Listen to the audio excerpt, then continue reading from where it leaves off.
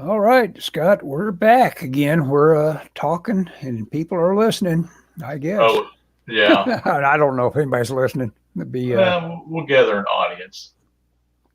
yeah, I guess some people automatically get alerts even when I have this in the limbo of scheduled, you know. Yeah, yeah. It is kind of funny.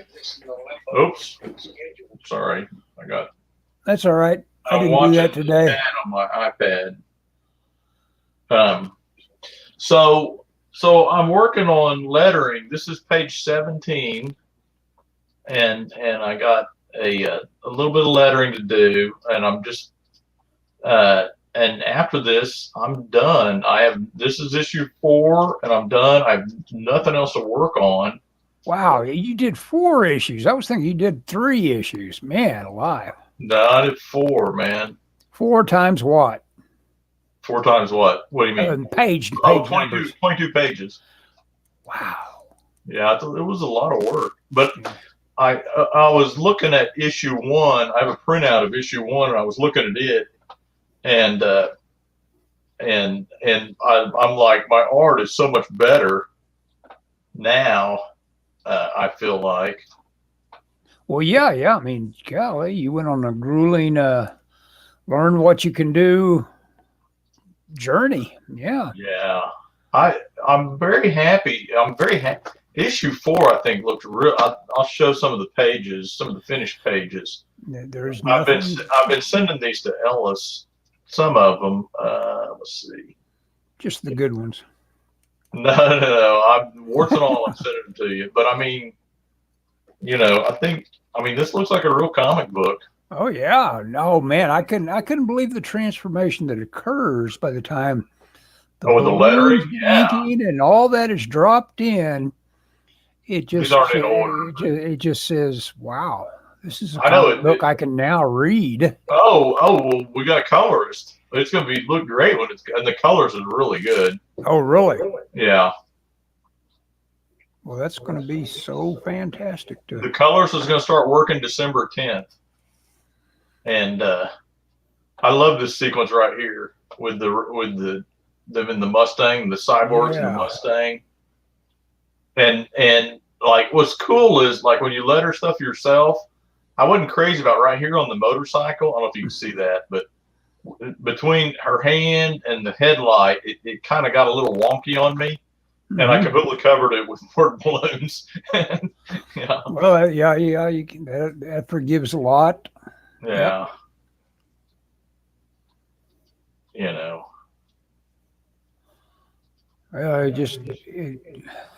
What you got there though is Scott at 2020 levels. Yeah. What can you say? Next year will be the next project you find to do, and you'll have that in your. I missed the balloon right there. Oh well, on page 8. As long as it didn't have the twist ending in it. No, but I mean, I can fix it. It's no big deal. I'll fix it. We're done. And see, there's the thing, the logo that I drew a couple weeks ago in the background there. Oh yeah, I remember that. Yeah, that's pretty cool. Know. Being able to selectively. And see, I use it in this flyer. You know. What layer is that logo on? I have 3 layers. Well, I have an art layer, which is the inks. I have in the Photoshop file, I also have a layer of pencils and a layer of roughs. But then the ink layer, I have the letters and the word balloons are on the same layer, and then there's a sound effects layer and then a signs layer. So that may be on the signs layer. Probably, if you were being logical. Well, I just did it in case the colorist wants to change something. I'm glad the initial 4 or 5 pages had a bunch of it was at a serial killer convention, and so it had a bunch of songs like this that I had to come up with, and it's just like it just killed me. I'd be done with all the lettering. That's like, oh god, I got to do the signs. You know. Well, yeah, there's always those final little things you realize. Like, oh crap, I got to do this. I did that one time when I was doing the the first storyboard job I did when I went down to Dallas, and I'd done just real quick architectural kind of level of thumbnails for figures and all that, and just like you do. And Yeah. then the next step was to just take a ballpoint or whatever, and then take a pass at inking that just barely even flimsy thumbnail, because it had to be done really quick and all that. And they came out really pretty cool. It was that was my big lesson, is that me working on top of vapor, I do improve it as I go. I mean, it just, but I realized that even if I was going to spend 5 minutes on each one of them, which isn't much just to do a drawing in, that was going to amount to just this incredible amount of time. And so I had to budget my time of like saying, okay, I got, this is supposedly going to be due here in this weekend, and I got to do it. And, it was good that I did the math on how long it was going to take me. And I was always conscious that I ought to be taking about at most 5 minutes on a drawing. Oh yeah. I mean, you gotta know your time frame. In school there was always guys that would spend forever. There was one guy that was a decent artist, and he painted everything. Now and we had to do billboard. We were doing billboard. This is commercial art, so we were doing billboards, and everyone else was doing like marker comps and stuff like that. He painted one, and it was small. It was the same size as ours. It was probably probably 3 by 8, right? Proportional. Mm-hmm. So it wasn't real big. We did it on the illustration board, but he did one for Remington Park, and he knocked off a Frazetta painting of Vikings riding horses. He was always ripping off Frazetta. He was just too ambitious, huh? And he turned it in late. And they tell him, well, you can't turn stuff in late if you're working, and he'd argue with them. Oh, well, yeah, you can. They'll wait for it, and they're like, no. The instructors are always like, no, man, a deadline is a deadline, But he never got it. But of course, he never worked in the field either. Well, that's the deal. He's wrong, but he's right about this that I've encountered myself. That I've known guys that are just so slow. I don't know how they exist, but they turn out work like that. If it's really good, then people are willing to kind of wait for it. I think there's no definite like no, they won't, but some jobs won't. Yeah. Well, movie jobs typically wouldn't. They wouldn't say, I don't care how super duper it's going to be. I needed it yesterday, and you didn't bring it to me. Yeah. Well, rats. I guess I didn't copy all those for some reason. That's the first time I heard the term "don't be precious." Is the idea of storyboards. Don't get too precious with your art.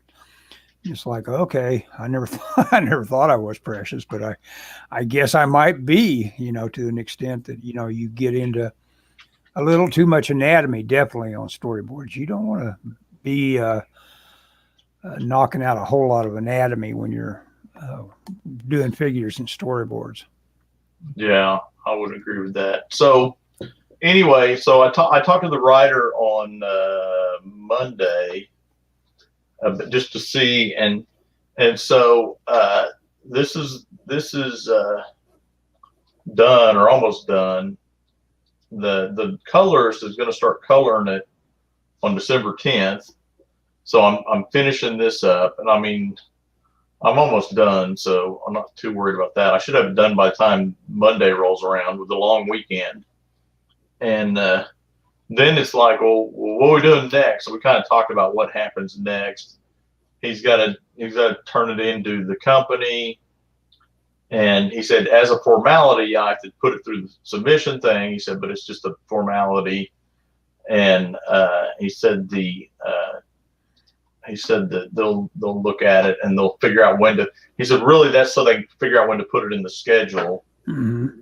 and then we'll go from there. And then hopefully, you know, I mean, you know, I want to go out. And I told him, you know, so well, what are we going to go out and promote it, or what are we going to? He said, well, we'll probably arrange. We'll probably do like separate kind of stuff. You know, like, I don't know, podcasts and interviews or whatever. And then we may do some stuff. I said, well, you know, I wouldn't mind doing some conventions together. Mm-hmm. And, you know, it just kind of depends on how that works out, you know. Because, you know, I'm always down for going to a convention. Yeah, it would be fun to make a big, you know, attach yourself to something and hold down a table and yeah. Well, talk I mean, to people about your processes and all that. And sell books. You forgot to sell books. That's the Sign books. Do what? Sign books. Yeah. Yeah. What's funny is he was telling me that he's not good at necessarily at the interview. He's good at selling books in person, but he said the active like interviews and stuff he's not that good at. He said, okay, I fixed page 8. This is the Dropbox, the official Dropbox. I got the balloon now.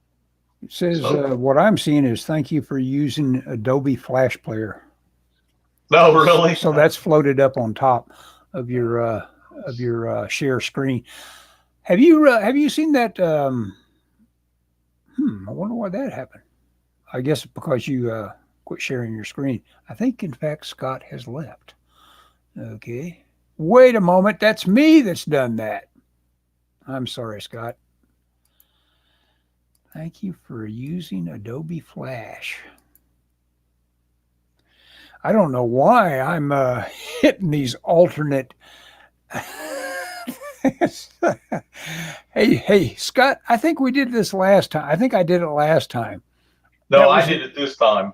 No, that was me. No, it wasn't you. The Adobe Flash Player. Oh, the Flash was you, but I quit Firefox thinking that would solve it. No, yeah. Oh, I quit StreamYard too. Yeah, exactly. No, it was my fault. I had that was my warning. It wasn't yours. But because it was in the active area of the StreamYard windows, I thought, well, okay, it must be Scott. I don't know. You did do that. But if I'd studied it even a little bit, I could have been able to tell that was a window floating on top of everything. Are you seeing my screen now? I am seeing. Now I am. There we go.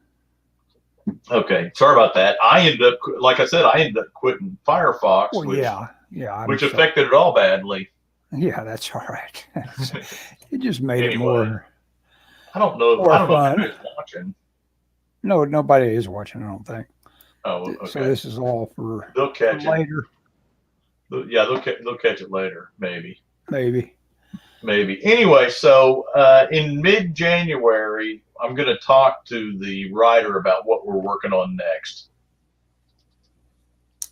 Very or cool. If, we're going to, I was like, what do you want? Do you want to do something next?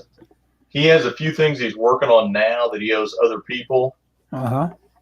And I'm sure he's got to pay the bills. I mean, he's a teacher, like a college professor. Mm-hmm. And he was telling me he's working. He's his work has been like everyone else's has been kind of spotty. But anyway, so I'm gonna talk to him, like I said, in January and mid-January, and that'll give me time. I mean, that's not that far away, really. No, not really. And that'll give me time to do some other stuff. I showed you that book. I want to do some of that kind of stuff. Do you get Netflix? No. Okay. I have not seen The Queen's Gambit. Yeah, you saw I titled it that. Yeah. Yeah, but I know what it is. I mean, I kind of know what it is. Uh-huh. Well, it was done well, and it kept me pretty engaged in it. you know, like all that stuff, you get a couple little bumps saying, "Oh, I don't like this part," but Yeah. you know, it's pretty good for about 7 hours worth of entertainment. Think about how many movies you'd go see to if they were 7 hours long. Not many. As a matter Yeah. of fact, I No. was thinking how good Heat was the other day, and then to realize that, oh my God, that movie's almost 3 hours long. And then you start to I think don't. about what makes that movie 3 hours long, and you start thinking about some of the scenes in it, and it's like, oh yeah, I don't want to watch that again. You know, Yeah. I'm not. I'm not. I'm not a fan of long movies. I think too many movies. I'm not a fan of trailers, and I'm not a fan of long movies. I, I, oh, trailers because they're so filled with waste. spoilers. Waste. Waste of time. No, waste of time. If you wanted to see about it, you can watch it.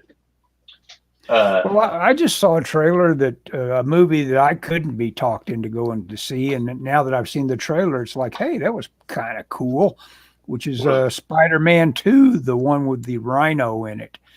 I'd never seen that footage of him talking to that kid, and then the rhino attacking him, and him hitting it with Spider-Man the. 2 with the Rhino? I don't. It's you know, the Spider-Man 2 with that one guy that I guess did it, the one before the one currently doing it. Was Rhino in that? I didn't remember Rhino being in that. Well, I'm wondering how much he is in it. It may just be a quick little. I think Hey, he is. I think it is quick. he just may start the movie. He may just show up in it as something that here I'm defeating you, or something like Yeah, that. yeah. Well, you know, one thing that's eaten up a lot of time, and I never would have thought. We were talking earlier about how little stuff eats up your time. Making some of these words bold, Yeah. you Oh know, yeah. Yeah. You got to go back in for a touch here and there. That's time. or like I'm breaking these balloons up into because I don't like, and I know you're going to agree with this. Don't like big blocks of text, so I try and break balloons up like this one Hmm. into smaller, two Yeah. balloons length. But that Pathfinder gimmick you were showing off, that's a pretty cool way to go. To just Oh, do squeeze the it and have it balloons. all of a sudden just start jumping around for you. That's great.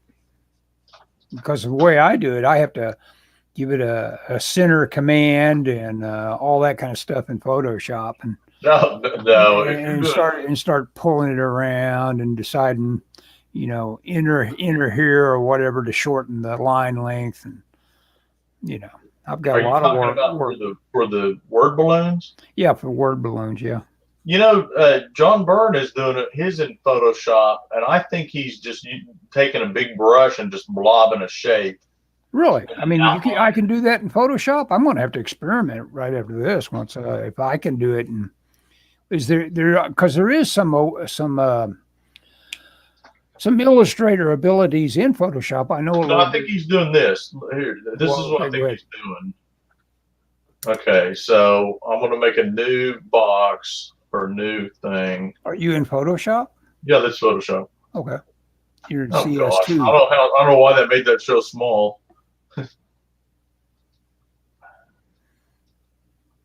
Oh, it's 12 pixels by 12 pixels. There you go. It That's is not big small.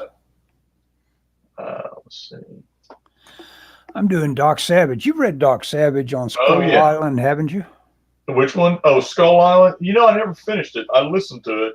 Oh yeah, yeah, yeah. Well, yeah, there Library is has a it. So I think what audiobook. John Byrne is doing. Okay, let's see. Let's see. Let me go back here and grab some lettering. Okay, so he's got his lettering.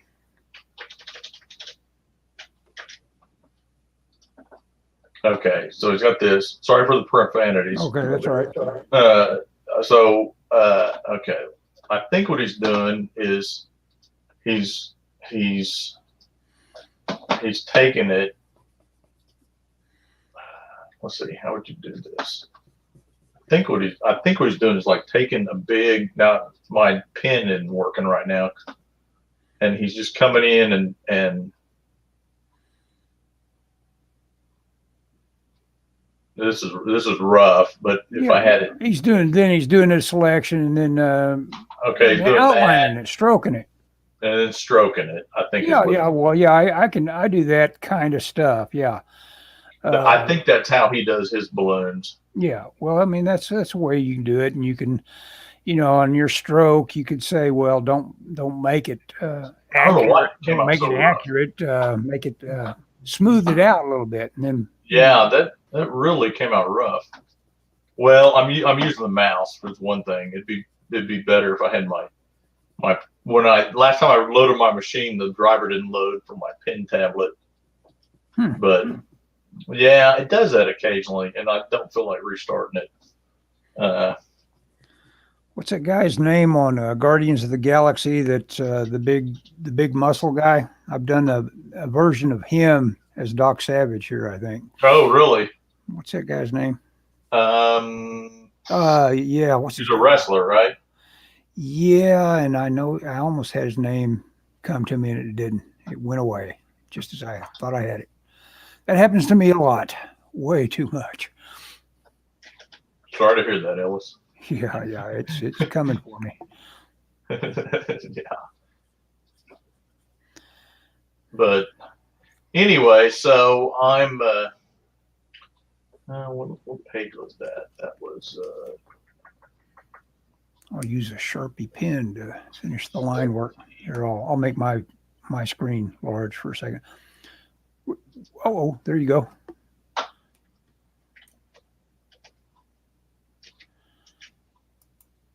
There I am. You can see the ghost of what I got going there. oh yeah. Sorry, I had to let It's all right. the feed catch up with it. It's all right. I probably ought to open YouTube. Hey, Natasha International. I'm back. Good evening. Oh, there were four people watching. Dave Batista, you are correct. Oh, yeah. That's right. Yeah, I've got something to pay attention to. I can look up and see if anybody else is reacting to our thing. Natasha International, did you see Queen's Gambit? Of course, these people they aren't instantly responsive to you. Fairly often they're well, there's a delay. I mean, I can see the delay on my iPad. Actually doing something useful. Well, yeah, that's the other thing. They may be delayed with life. Yeah. Weird, Yeah,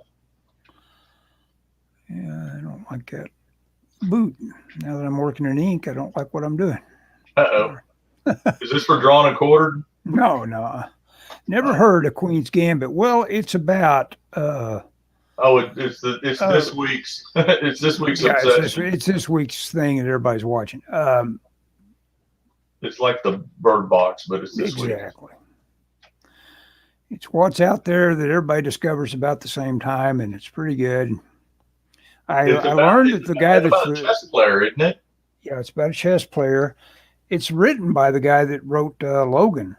And whoa. Oh, the movie Logan, not like the book Logan's runs based off of. Yeah. Okay, sorry. William Goldman something. I discovered stream, been a while. Yep. Looking while I cook up grub, working. Hey, yeah, General Grudge was busting my chops about my hat today. yeah, he does that. I posted a picture of my hat on Instagram, and I was wearing a mask, and he asked which G.I. Joe I was. Oh, that's right. Yeah. You got a good looking hat there. Show that hat off again.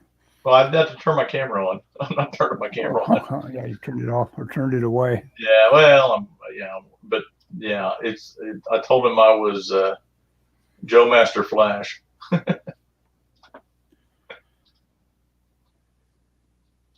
But anyway.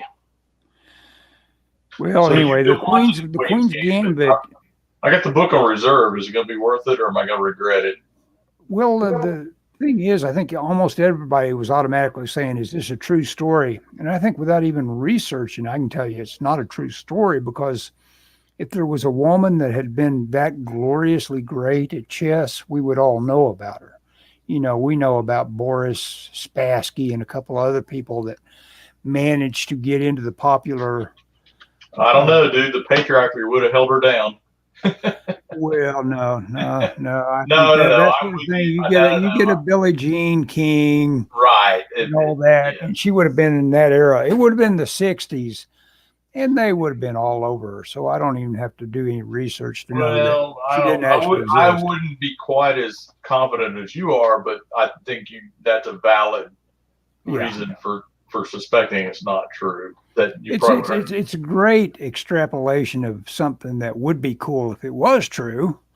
It's like this. At work we were talking about, can you catch the coronavirus twice? And one of my employees was telling me, oh, I read that there are people that have, and I go, well, I'm going to go like your hypothesis. I said, I'm going to say that you can't, because I think if you could and they had cases, it would be all over the news,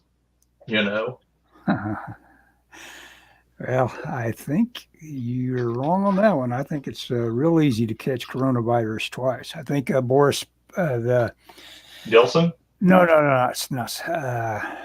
But the guy that is the Prime Minister of England now, not Boris, is. Everybody makes fun of him for his haircut. Anyway, he's had it twice. Oh, imagine what would it be like to have a leader of your country that made fun of his haircut? I can't imagine. Yeah, exactly. Yeah, join. Yeah, join the Trump club. Yeah, it's like, hey, look at that hair. It's funny because if you made fun of comb over. Well, never mind. I'm sorry. We're probably talking over each other, aren't we? No, Boris Johnson. Thank you, General Grudge. So it is Boris. Okay. Yeah. It isn't a true story, and Ellis would be right. Yeah.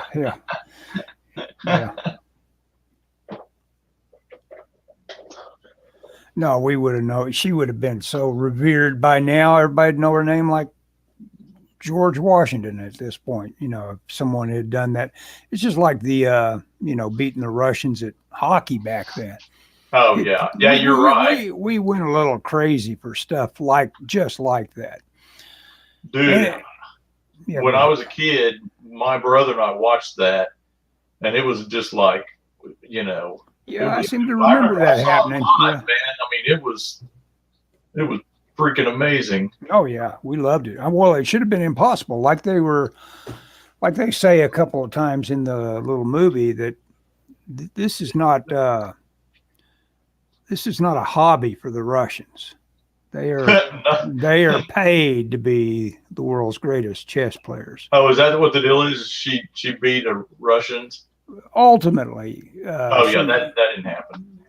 Yeah. It's interesting. It's interesting that the structure is great. It's almost a cowboy movie, because you realize as you watch a few of them that it's like, well, they're going to have a showdown in each one of these. She's going to surmount some sort of great challenge that comes her way, and her own challenges are basically the ones that can be kind of distracting, but are the ones, of course, that make her real to you. She has chemical addiction problems and other problems. She's got lots of problems, and so she's got to overcome those. And of course, like I say, getting into fictional characters that overcome fantasy problems is, I guess, dumb, but we do it. Oh yeah, well, dude, where were you during Rocky and Karate Kid and all that? Yeah, exactly. Yeah. That's practically American movie making. That's a genre. Move you to tears. Yeah, exactly. Oh, every time I cry every time I watch Rocky, and Karate Kid. And Red Dawn and every other underdog movie. You know what? I have never given Karate Kid a second chance, and I guess there's people who've seen it 20 times. No, dude, I got the DVD. Yeah. When you want to watch it, let me know. That's the point. After I watched it, I said, I don't ever need to see that one again. I thought it was dumb, You're too old. You're the wrong age. Yeah, I guess I was. You were. I was. I don't know what year it came out, but I was probably just the right age, I was the perfect age. I guess I mainly objected to Pat Morita's part in it. I don't know. You don't like Asians? What? No, I just objected to the idea that he was going to pass on that much to that spindly little kid that was going Oh, to make him that's into. because you had martial arts training at the time. Well, I'd had a little bit, yeah. Yeah, but enough to know that painting a fence ain't going to do jack crap. Yeah, exactly. Yeah, I guess that's it. I guess my brain just didn't go there. Exactly. Like I said, you were too old. Mm-hmm. No, I mean, wax on, wax off. Yeah. There are definitely movies you have to be the right age. I'd say you have to be the right age for. Yeah.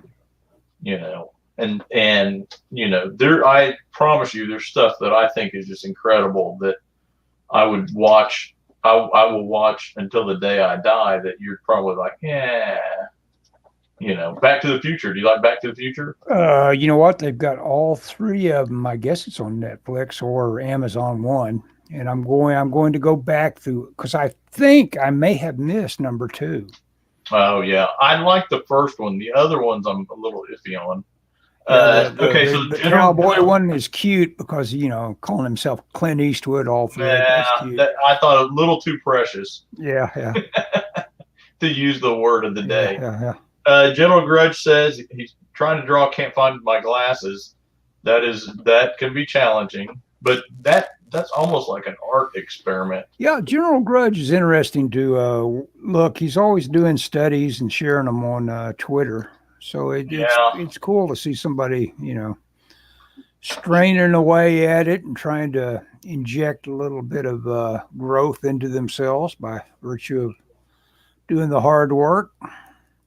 General Grudge also has an amazing original art collection that he keeps posting, and it's some really nice artwork.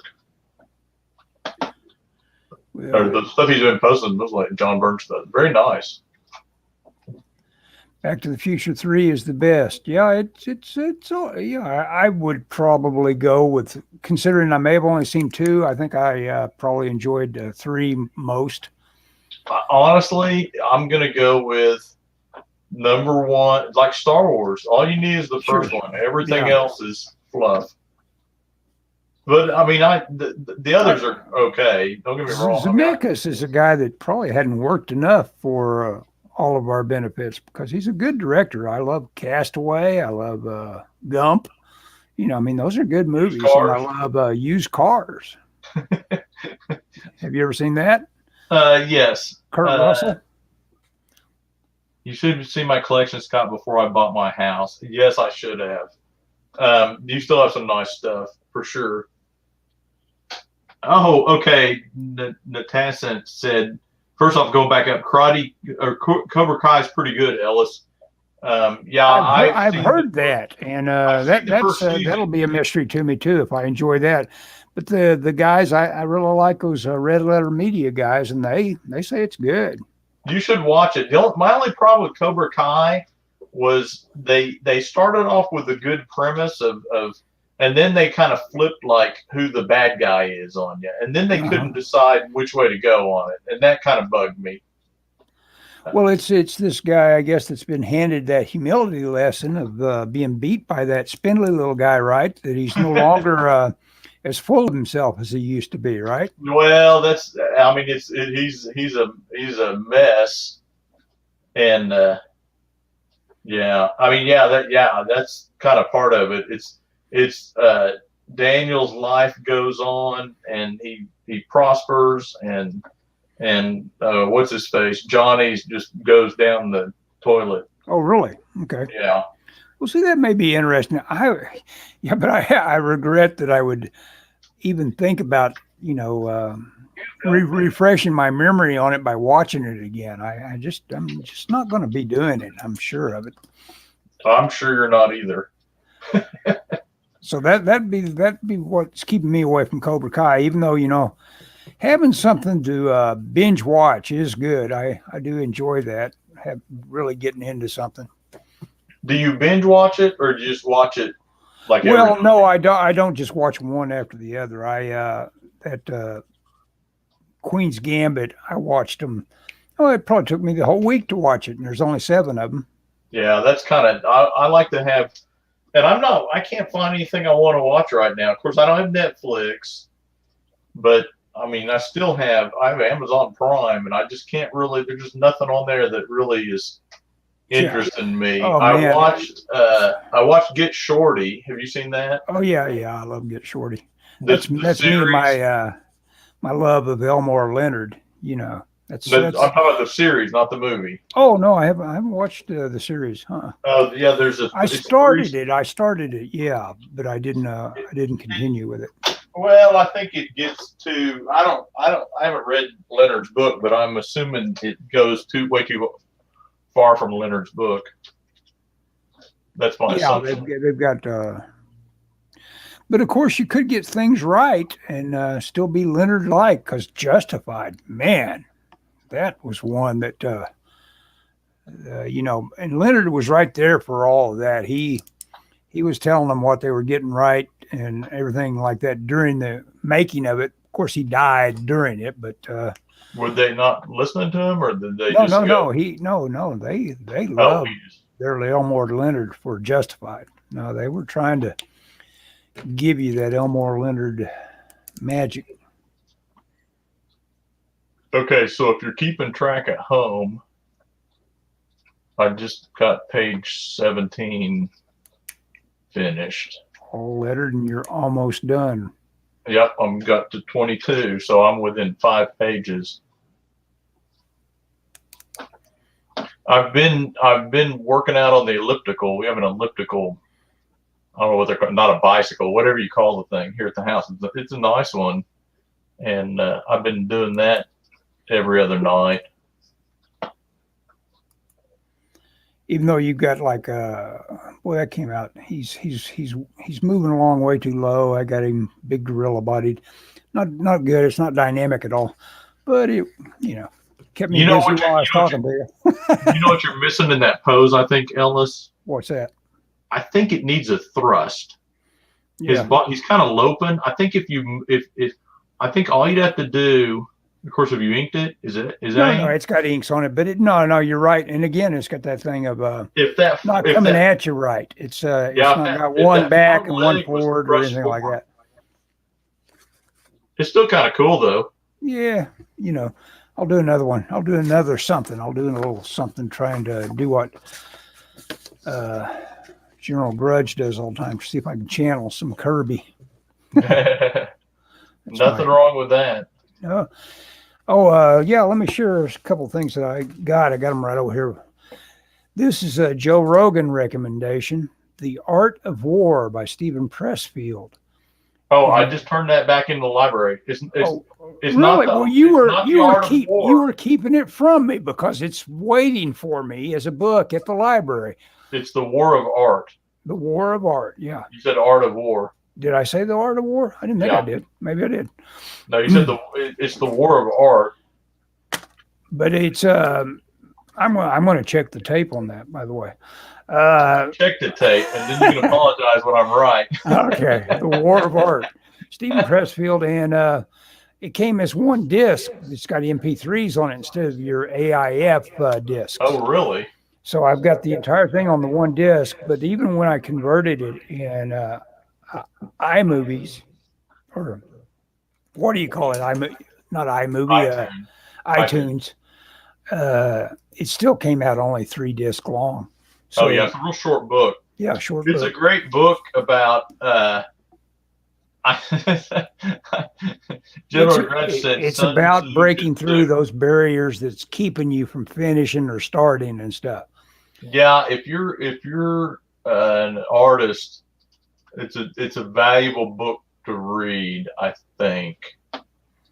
Yeah. If you're always stuck, not lollygagging around, not doing stuff. And then the other thing I'm reading right now is Adam Strange, and it's making me realize how important reading this Carmine Infantino was to me when I was a kid. Oh yeah. Because I ran across a couple of these stories, and it was kind of like, man, I must have just sat there and looked at those panels until I had seared them into my head because it was just like I was reading them the first time again. It was amazing. Dude, that's like me and John Byrne. That's why I'm always telling you, man, John Byrne's great. And I think, I understand what you're saying. That's some stuff when you're a kid, some stuff just, man, when I was a kid, like comics, and this is why I'm convinced that digital comics will never have the kind of impact that physical comics do. Because when I was a kid, man, I would read, I had a stack of comics that I just read, and it would be, I didn't have any graphic novels because nothing was collected back then. This would have been the early 80s. Yeah, they had to come out with big showcases that of all their past stuff. Yeah. But I just read that stuff over and over and over and over, Sure, that was just dip into your collection again. Have friends over, pile them all out. Yep. Out of the drawer. Yep. I'm with General Grudge. John Byrne is the overall goat in comics. He can do everything great. I mean, there's other people, but he was the guy. I mean, for the time period that he was in, I would agree. And people always talk about Neil Adams, but I like John Byrne stuff better than Neil Adams. No, Neil Adams was he's too loosey for me. A distraction and that advertising stuff shouldn't have ever been an aspiration as a style for comics, because that the rendering is nice and all that, but it's just really not for comics, I don't think. I think his work is not solid enough to me to make it's too. I don't know. One thing I really like that John Byrne does is his figures are just very solid. The way he constructs a figure, and they're cursory and they follow a rule for a style.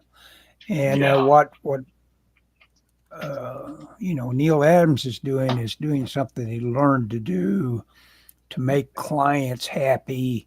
Yeah. With a facsimile of reality that has got a render that's just not. Oh, I say that. Neil Adams is great for what he does. Oh, sure. I mean, he's a great. His figures are great. And he is dynamic. I mean, there's no question he can be very dynamic. I think he's probably more dynamic than Byrne. Yeah. But to me, it's at a cost of having that form. I like the solid form that Byrne uses, and also John Byrne is one of those guys. Everything he draws looks like the character's on model, and even when he deviates from the model slightly, it looks like it's on model, and I don't know. I don't know how he does that.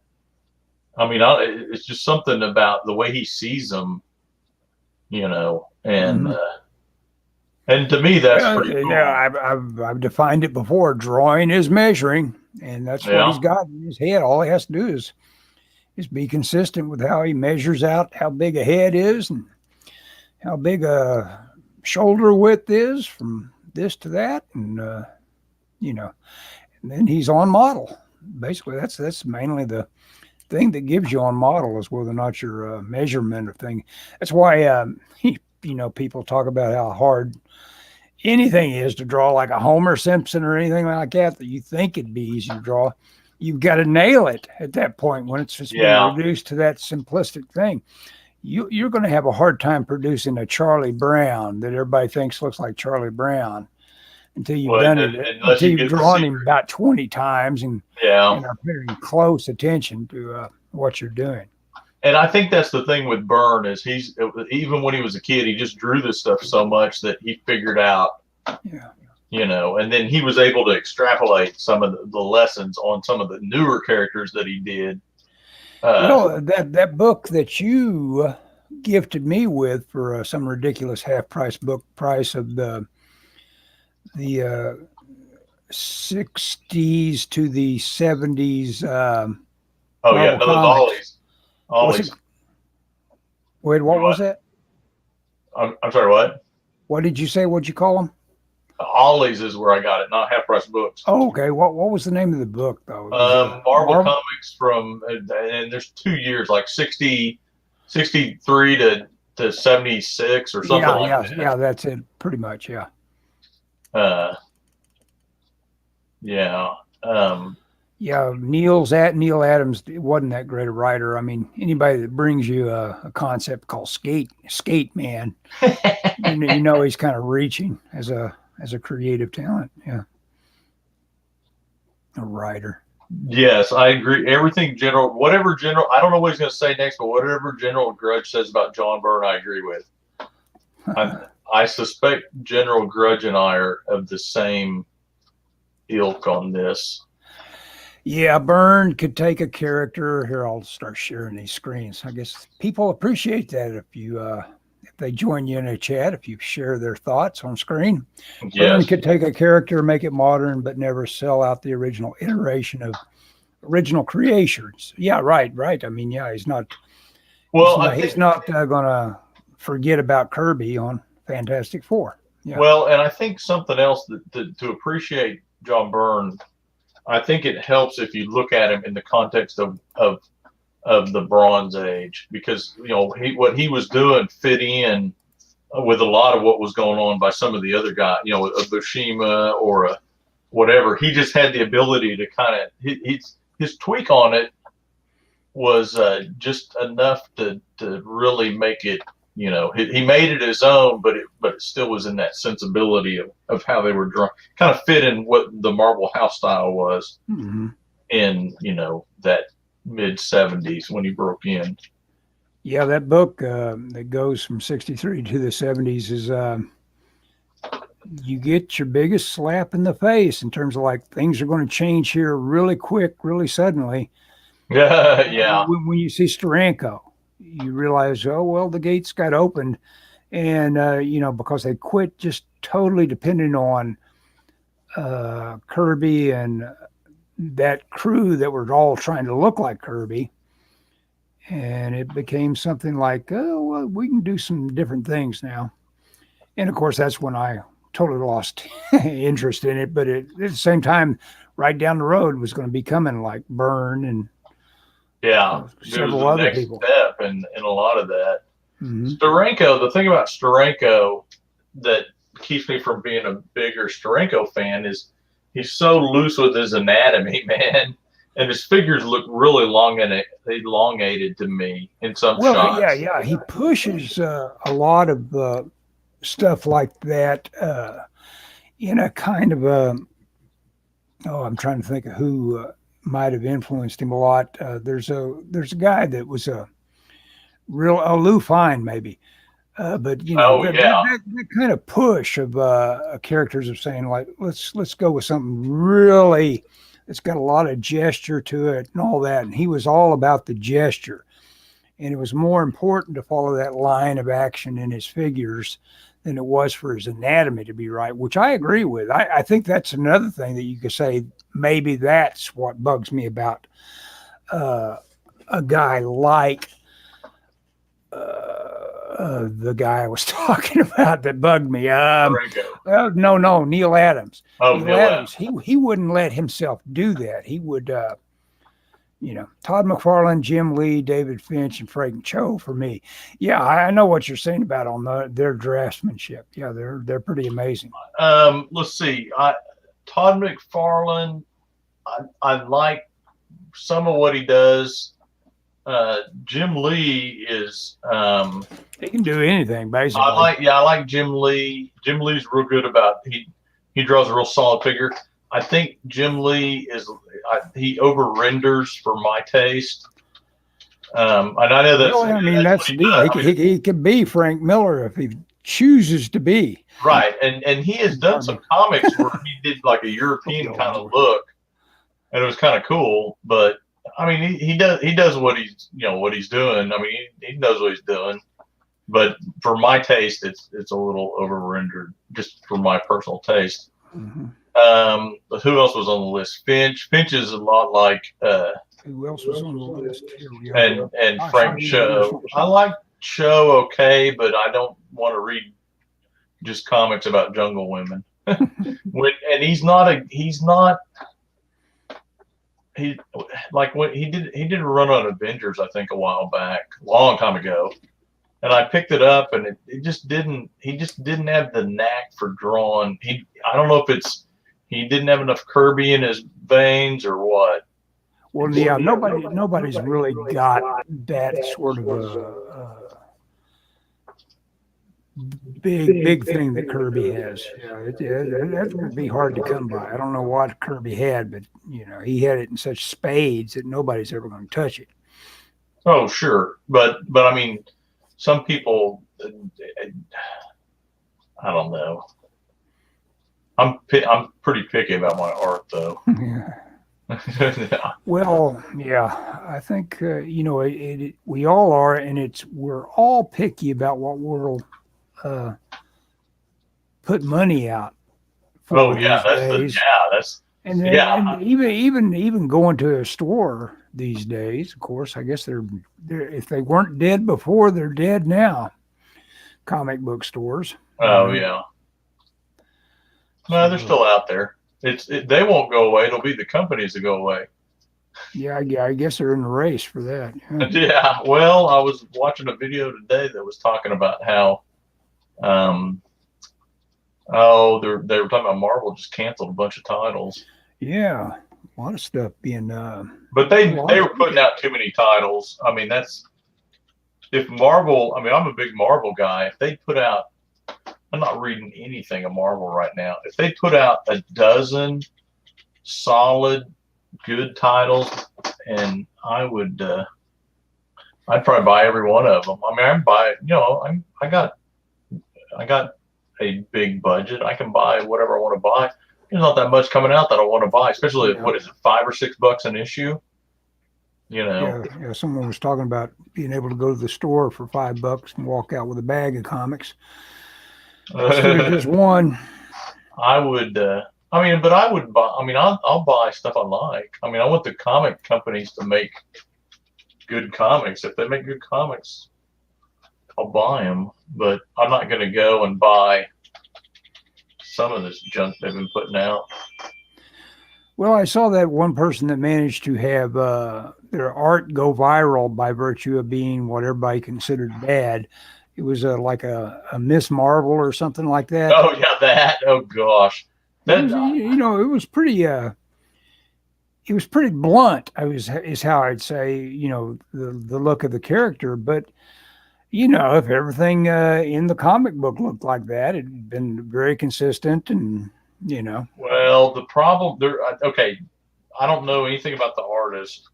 Me neither. That's the deal. They got as much attention as they'll probably ever get. Yeah. Oh, yeah. Well, they didn't ink it. Yeah, it'll be like the guy that wrote the Jewish slur drew the artist that drew the Jewish slur in the X-Men book. It's like, oh yeah, you're not doing anything else ever again. You kind of hid something in the background. Yeah. But which was dumb. But I see if you remember that story. Yeah. Yeah, it was like graffiti. Put some graffiti that had something to do with some anti-Semitic graffiti.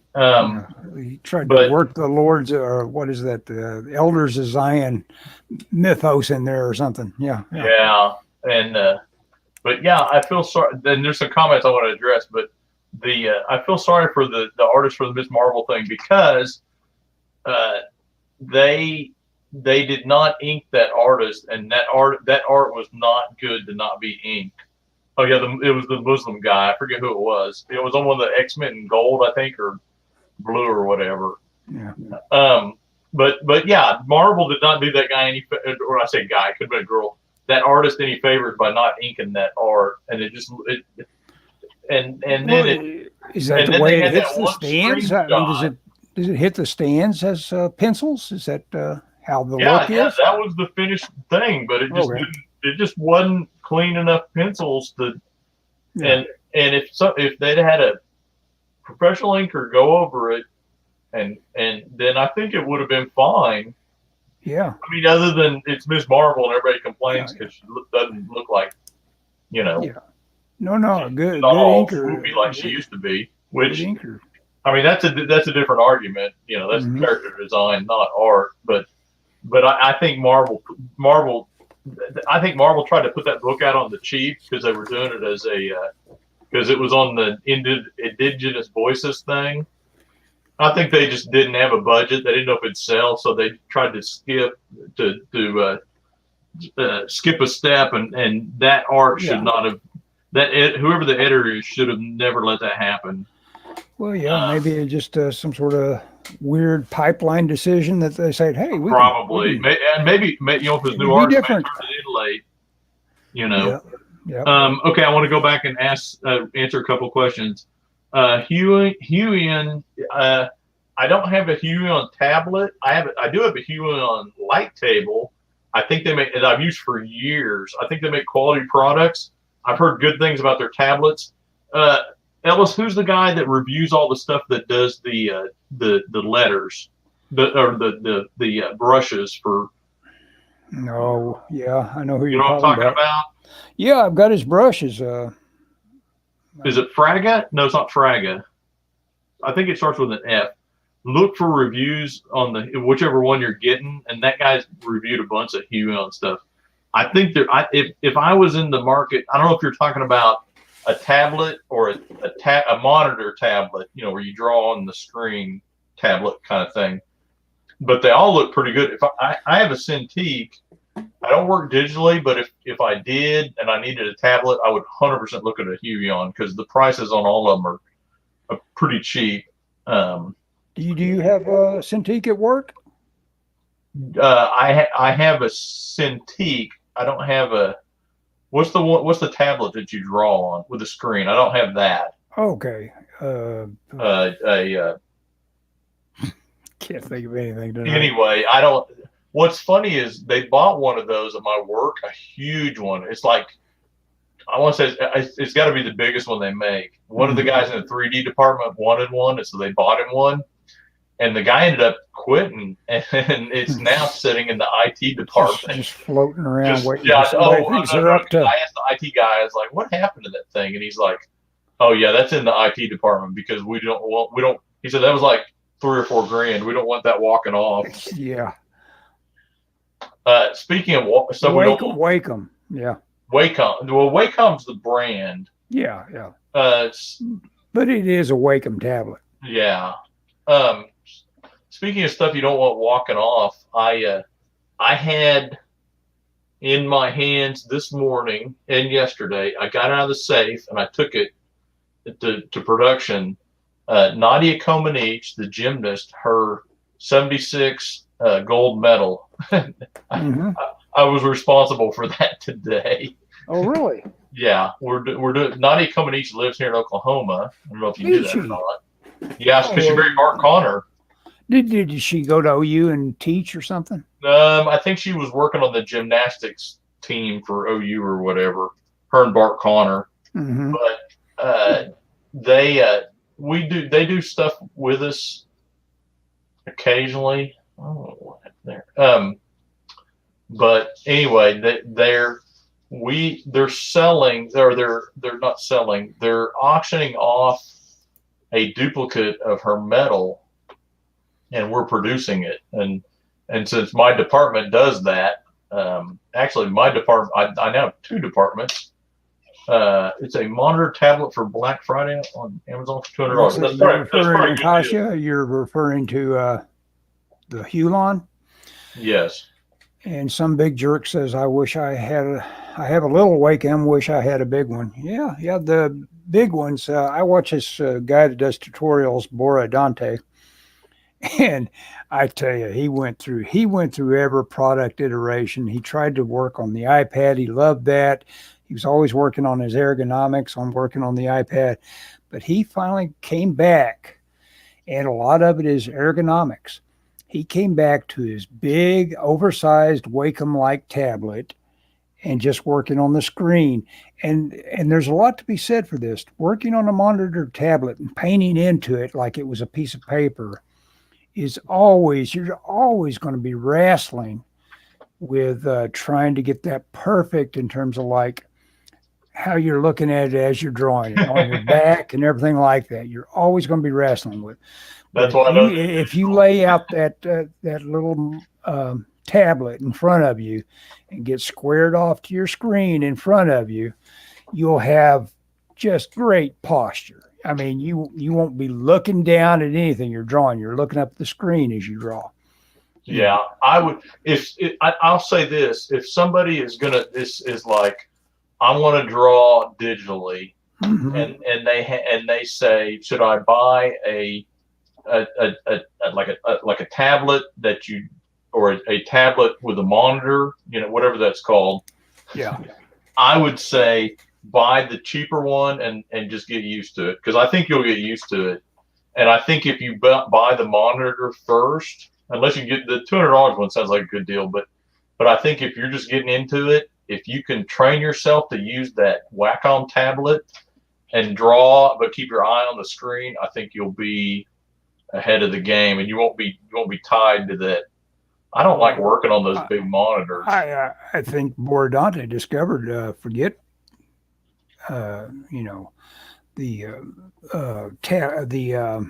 screen tablets. Get to those. That's what it is. Get an iPad. Oh yeah. Because those are just great. Those iPad Pros. Yeah. Man, those are fun to draw on. I'm not sold, but I think you and I disagree on that. But I don't work digitally, except at work. That's different. I don't know. Everybody's different. Well, I mean, I'm just going by this guy Borodante. He had tried every iteration of little monitor tablets, and he ultimately said, "You know what? This iPad is about as good as it gets." And there's a lot of guys that are really, really good at concept art that use nothing but iPad Pros. I think I'd do an iPad Pro before I did a whatever the Wacom computer is that they have. Apple is the devil. Yeah. Well, yeah. And that also depends on, like, if you're a painter, you're more likely to think that iPad Pro is a good way to go. Except Apple. One of those tablets at work, it was no bueno. It's too difficult to retrain eye-hand coordination when the tablet is such a different size than the monitors. I kind of come at that from a different perspective, though, because I've done graphic design with the mouse for over 30 years, and so looking at the screen and working and then moving my hand and watching what it goes on the screen was kind of second nature to me. Yeah, that's the way I always work. So to me, and I've messed with those tablets. I've never owned one, but I've messed with them, and I don't care for them.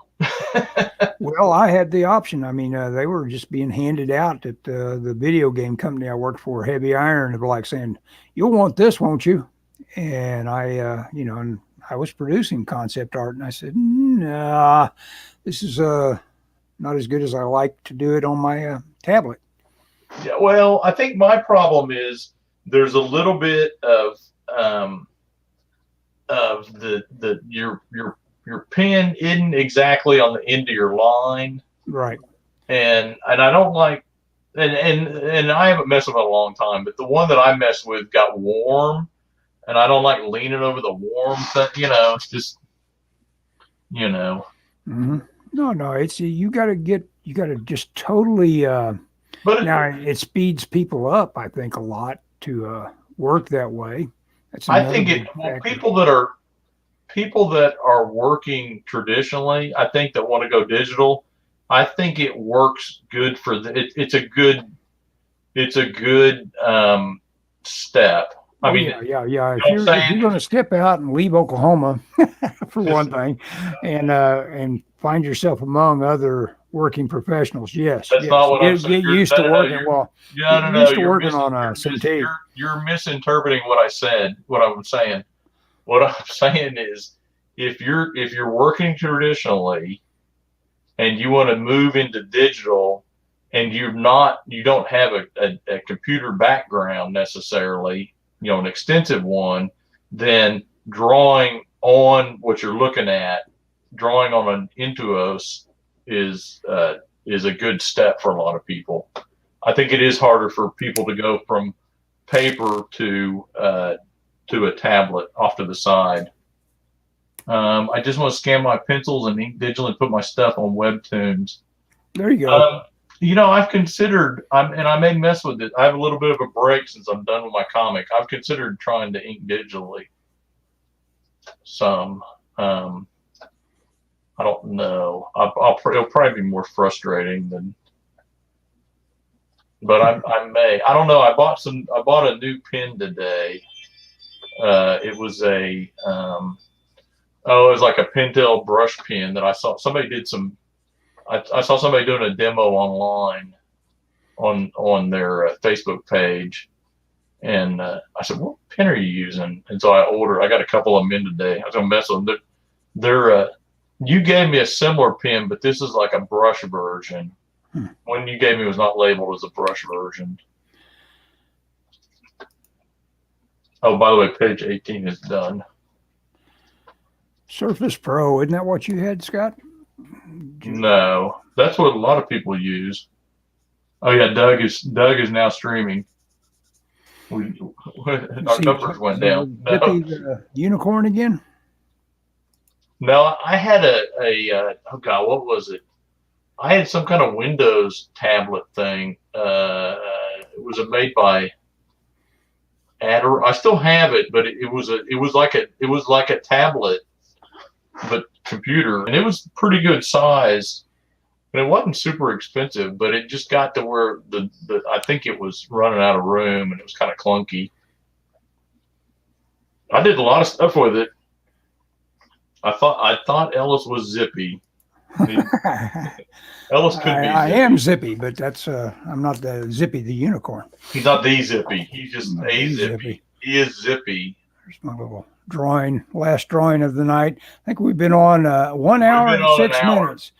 That makes us, and plus, as Natasha is telling us, we're competing with Doug. We're not competing against Doug. Yeah. So we don't want to do that. So we sure don't want to drive off Doug's audience. So. Yeah. Okay. There. I'm back on the screen. Anyway, so are we done? Yeah, I guess so. And okay. Wait. Don't hang up. You just like last time you were like, okay, we're done, and you ended it. Yeah. I was just gonna say. People appreciate that. No, I just want to say I hope everybody has a good Thanksgiving. And thanks. We always appreciate you joining our stream. And thank you everybody who I'm on Instagram with and that kind of stuff. I appreciate that. And I hope you all have a good Thanksgiving. Stay wherever you're at. Stay safe. Follow the rules. Don't break any Thanksgiving rules. Hey, I just now noticed something up here. Someone, Rusty Deo says, thanks for recommending the Frankenstein Chronicles. I guess he saw me do that on, maybe this show. I think I talked about it on this show. Yeah, I enjoyed that. Even the kind of up in the air way it ends is okay. But it was done with, done with love. All you can say is, they did it well. And like I say, I had nightmares. The first exposure I had to it, it came to me in my dreams that night. So, okay. I'm sorry. Go so they can go support Doug, or not. Okay. Yeah, he needs to steal our audience. Yeah. I would really be interested in who Zippy the unicorn is. He's a cool guy because he was worried about another guy that was on like our little DM list that was going through a lot of depression, and he was kind of like trying to coordinate us all, trying to get him perked up, and I think it may have worked. I think Yeah, that's definitely not Ellis. It went right over my head, the idea of trying to help somebody or something, but. No, he's a good guy. Okay, well, I guess we will end broadcast now. Thanks for showing up, anybody that did. Bye. Yeah, thank you very much.